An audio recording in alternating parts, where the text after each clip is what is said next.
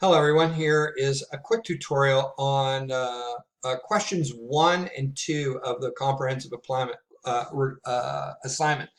The other videos really dealt with the worksheet, so this is a little tutorial on questions 1 and 2. Remember this first part, this first comprehensive assignment has 3 questions to it, okay? And question 1, if you can see down here, actually has 3 parts. So don't do the 3 parts of question 1 and think you're done. You actually still have a question 2 and a question 3.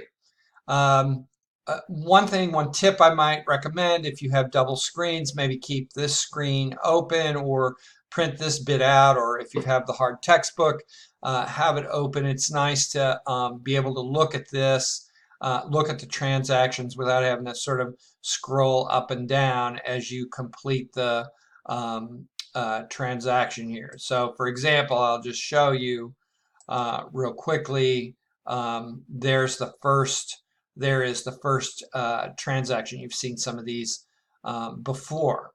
So with that, that's what it'll look like. I'm going to switch over to an Excel version of this problem to give you a little bit more background on this.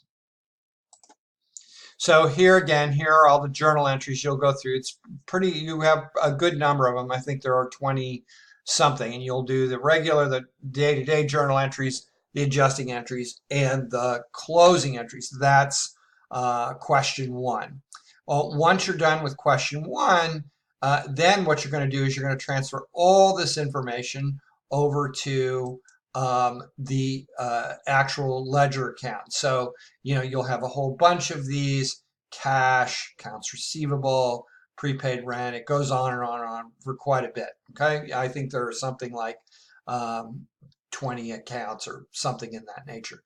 So again, so you'll just put them in, the debits and the credits, in chronological order, so you can see that 240 came from this 240, that 168, that was cash. Notice here, it goes into cash as a credit there. Looks similar to this on a on the Connect website. You do the debits and credits, and you do them in chronological order. All right, so I hope this helps. And again, once you get this bit where you're transferring all that over there, is question 2, and then question 3 is what I did the other videos on. Hope these are helpful. Again, we'll have time in class to work on these in the lab.